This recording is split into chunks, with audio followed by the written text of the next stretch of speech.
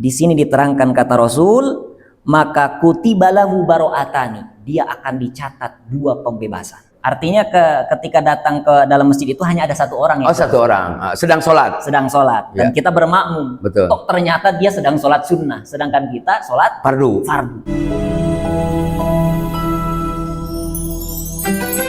Assalamualaikum warahmatullahi wabarakatuh. Innal hamdalillah wassalatu wassalamu ala Rasulillah wa ala alihi washabihi wa mawalah. Puji dan syukur sama-sama kita panjatkan kepada Allah Subhanahu wa taala. Salawat teriring salam semoga tercurah pada junjungan kita yakni Nabi besar Muhammad sallallahu alaihi wasallam. Sobat obrolan santri, jumpa lagi dengan saya Haji Pendi di channel obrolan santri. Kali ini dengan tema yang baru, fadilah berjamaah. Kembali dengan Ustadz kita yang sudah ada di hadapan saya, yakni Ustadz Hujaimi Muhsin. Assalamualaikum Pak Ustadz. Baik, sehat Ustadz? Alhamdulillah. Sehat Pak Haji. Alhamdulillah. Kali ini kita bisa datang ke pondok pesantren ya, Riyadul Atfal Pak Ustadz ya, Pak Ustadz Hujaimi. Sahabat channel obrolan santri, jangan lupa subscribe, like, saran dan masukannya lewat komen. Baik Pak Ustadz, tema kita saat ini adalah fadilah berjamaah. Kapan awal mulai riwayat sholat berjamaah Pak Ustadz? Monggo Pak Ustadz. Assalamualaikum warahmatullahi wabarakatuh. Innalhamdulillah wassalatu wassalamu ala Rasulillah wa ala alihi wa sahbihi wa mawalah, amma ba'du. Qala Allah Ta'ala fil Qur'anil Karim wa huwa asdaqul qailin. A'udzu billahi minasyaitonir rajim. Wa'tasimu bihablillahi wa la tafarraqu. Shadaqallahul adzim wa shadaqa rasuluhun nabiyul habibul karim wa nahnu ala zalika minasyahidin wa syakirin walhamdulillahi rabbil alamin. Alhamdulillah, pada pagi menjelang siang ini saya kedatangan, ini suatu penghormatan Pak Haji Pendi dan seluruh tim, yang mudah-mudahan ini merupakan bentuk silaturahmi kita, yang mudah-mudahan ini merupakan bentuk silaturahmi kita yang nantinya akan mendapatkan fadilah, dipanjangkan umur kita semua oleh Allah Subhanahu wa Ta'ala. Alhamdulillah, berkaitan tentang pertanyaan tadi, saya mengambil dalam kitab I'anatul Thalibin Pak Haji. I'anatul Thalibin. Ya, di dalam kitab ini merupakan salah satu kitab yang mungkin di kalangan santri salafi ini semua sudah sangat populer. Termasuk ya? Iya, termasuk. Pokoknya asal santri yang kulitnya budugan itu udah tahu kitab ini. Asal budugan udah pasti ngerti lah ya. Dan dia belajar itu. Ya, belajar itu. Karena memang ini salah satu kitab yang diwajibkan di setiap pondok pesantren salafi yang terutama Bali-Bali Rombeng. Betul. Ternyata dalam kitab ini ulama menerangkan awal mula dilaksanakannya sholat berjamaah itu adalah wasyuri'at bil madinati. Pertama disyariatkan dan dilaksanakannya sholat berjamaah itu adalah di kota Madinah. Di kota Madinah. Artinya Rasul dengan para sahabat itu melaksanakan berjamaah pertama kali di Madinah. Adapun selama di Mekah, selama 13 tahun itu tidak melaksanakan berjamaah. Kok kenapa? Karena para sahabat sewaktu di Mekah itu ketika melakukan sholat berjamaah khawatir dikejar-kejar sama orang-orang kafir Quraisy. Betul. Jadi banyak musuh. Apalagi dulu itu Sayyidina Umar bin Khattab masih kafir. Belum masuk Islam. Jadi pasukannya begitu banyak ya yang mengancam. Sehingga dimanapun Rasul ketika melakukan berjamaah, andai kata di Mekah dan terdengar oleh orang-orang kafir, di saat itulah Rasul akan dibunuh. Karena kekhawatiran beliau ya. Jadi mereka berusaha untuk dibuat tafaruk, perpecahan gitu, seperti itu. Maka oleh karenanya jadi pelaksanaan jamaah itu ternyata di Madinah. Itu riwayat pertama. Lagi-lagi ketika hukum ada lagi yang meriwayatkan, katanya yang pertama kali bukan di Madinah, justru pertama kali Rasul berjamaah itu di Mekah. Di Mekah. Hanya saja ketika di Mekah di sini jelaskan dia melakukan berjamaah Rasul itu bi Aliin wa bi Khadijatin, beserta dengan Sayyidina Ali dan Siti Khadijah. Dimulai dari keluarga kecil dulu. Karena ketika dengan jamaah itu tadi karena kondisinya ya. Karena Islam itu masih lemah. Betul. Tapi ajakan untuk berjamaah dari mulai di Mekah sudah mulai, itu riwayatnya. Iya. Tapi pelaksanaan itu bisa dilaksanakannya di Madinah. Di Madinah. Ajakannya sudah. Ya. Ajakannya sudah. Itu riwayatnya Pak Ustadz ya? Iya, riwayatnya kayak gitu. Yang kedua Pak Ustadz, mewakili sobat obrolan Chandri, apa fadilah ketika seseorang atau kita semua melaksanakan sholat berjamaah? Di sini dijelaskan dalam hadis baginda Rasulullah SAW, diriwayatkan dari Syekh Tobroni an Anas radhiyallahu taala anhu, man masya ila sholatin maktubatin fil jamaati fahiya kahijjatin. Barang siapa yang berjalan menuju musolah, menuju masjid untuk melakukan sholat fardu berjamaah, maka pahalanya bagaikan orang yang mengambil haji. Subhanallah. Siapa orang, Iya, siapapun dia yang jalan ke masjid jalan ke masjid untuk melaksanakan atau musola Ya. untuk melaksanakan sholat berjamaah, fahiya kahijjatin, itu pahalanya seperti orang yang mengambil haji. maka pahalanya sama dengan orang yang mengambil haji.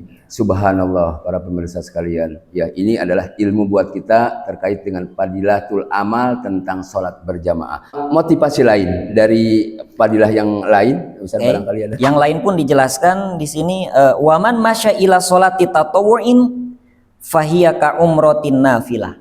Barang siapa yang berjalan menuju masjid atau musola untuk melaksanakan sholat sunnah berjamaah, maka pahalanya seperti umroh sunnah. Termasuk sholat sunnah pun. Iya, sholat sunnah itu nanti pahalanya seperti orang umroh. Orang umroh. Hanya saja jangan gini nantinya, ketika mendengarkan dalil ini, ketika beres berjamaah sholat maghrib berjamaah, jangan pengen dipanggil haji. Itu gitu. Jangan. Iya.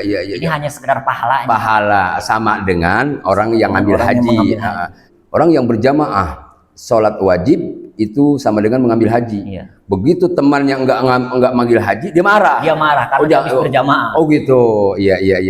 Nah, ini perlu keilmuan Pak Ustadz ya. Bahkan ada ini Pak Haji, tambahan riwayat ini sangat luar biasa, mungkin ini merupakan motivasi Betul. terutama buat saya. Betul. Bahwa dalam hadis diterangkan man sholla arba'ina yauman fi jama'atin yudriku takbiratul ula kutibalahu baro'atani. Barang siapa yang sholat selama 40 hari diberjamaahkan, 40 hari. 40 hari dari zuhur, asar, maghrib, isya, subuh selalu berjamaah, kontinu terus-terusan. Tidak ketinggalan satu waktu pun. Tidak, dan dia menemukan takbiratul ihramnya imam.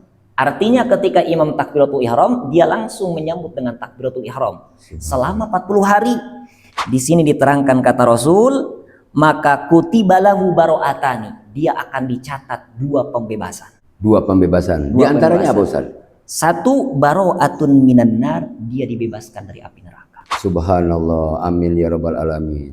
Yang kedua, Baro'atun minan nifaki, dibebaskan dari sifat munafik. sifat munafik. Nah, ini makanya luar biasa sebetulnya. Betul. Asal kita mau melaksanakan. Asal melaksanakan. Fadilahnya begitu luar biasa. Begitu Ustaz, luar ya? biasa. Mungkin kalau di antara pemirsa yang tidak percaya, silahkan laksanakan hadis ini. Setelah dapat 40 hari berjamaah, terus meninggal aja. Betul. Ya. Baru kerasa. Oh, subhanallah. Insya Allah bebas dari neraka itu. Amin. Tapi maunya kan kita semua mudah-mudahan panjang umur. Amin. Ya, diakhiri dengan ketika ajal datang, ya kita husnul khotimah. Amin. Baik Pak Ustadz, barangkali itu sesi pertanyaan yang kedua. Jangan lupa sebelum berlanjut, yaitu subscribe, like, masukkan serta sarannya lewat komen. Hukum antara imam dan makmum, beda sholat tapi diberjamaahkan, seperti imam sholat sunnah, makmum sholat fardu. Itu gimana Pak Ustaz? Iya betul, ini pertanyaan sangat bagus Pak Haji. Karena memang kejadian ini mungkin ada beberapa orang pernah mengalami. Sering, betul. Ketika kita sedang di perjalanan, Betul. dan azan berkumandang, Betul, kita kita berhenti. langsung berhenti, Iya. menepi, masuk masjid. Masuk masjid. Kita berwudu, setelah berwudu kita masuk masjid, di situ ada orang yang sedang berdiri. Betul. Tanpa kita tanya, ya mungkin dia lagi sholat, kita Betul. langsung bermakmum. Artinya kita posisi yang datang itu adalah masbuk ya, gitu. Iya, artinya ketika datang ke dalam masjid itu hanya ada 1 orang yang Oh, 1 orang sedang sholat. sedang sholat, dan Ya. kita bermakmum. Betul. Toh ternyata dia sedang sholat sunnah, sedangkan kita sholat Fardu. fardu. Bagaimana itu hukumnya?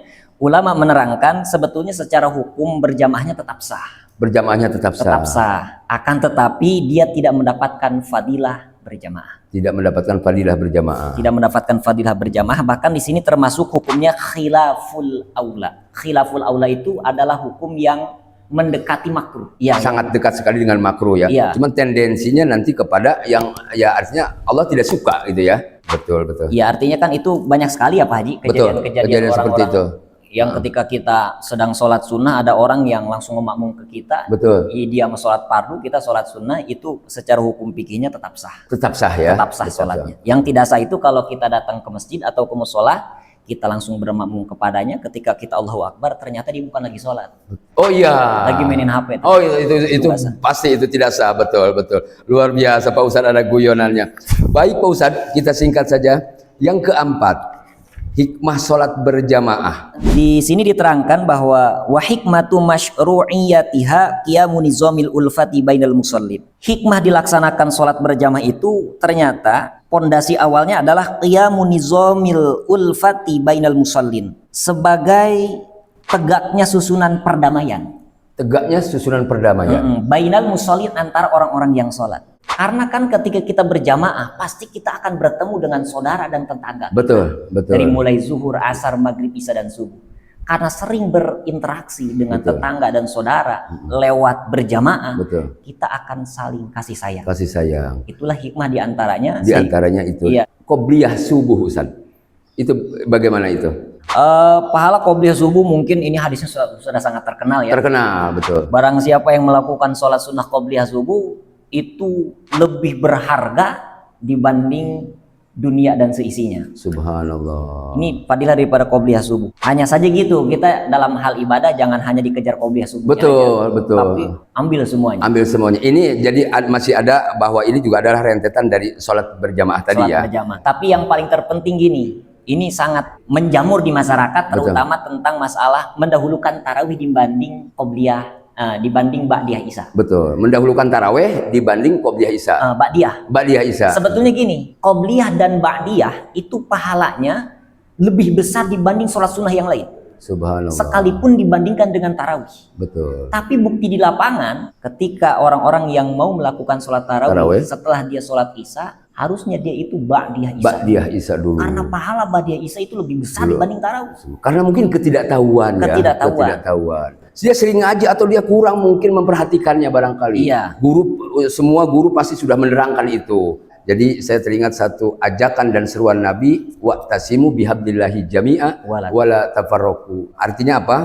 Dengan berjamaah, di balik hikmah yang tadi adalah kita bersatu, dan ketika kita bercerai-berai, ini yang tidak dianjurkan. Sobat channel obrolan santri, sampai di sini, nanti kita lanjutkan. Ketika kita kurang dalam sholat berjamaah, bisa berhijrah. Hijrah bukan berarti seseorang berubah baik seperti malaikat, tetapi bagaimana seorang hamba merangkak, berjalan, lalu berlari menuju Allah. Terakhir, seberapa kuat ia bertahan agar istiqomah di jalan Allah. Semoga setiap lelah kita ada barokah, dan setiap bismillah kita ada alhamdulillah. Sobat channel obrolan santri, kita akhiri bersama Ustaz Hujaimi Muhsin pada hari ini. Jangan lupa subscribe, like, serta komen untuk masukannya, agar tidak ketinggalan video-video terbaru layanan masyarakat dari channel obrolan santri. Insya Allah per minggu ditayangkan. Bilahil inayah wa taufiq wa afwa minkum. Wassalamualaikum warahmatullahi wabarakatuh.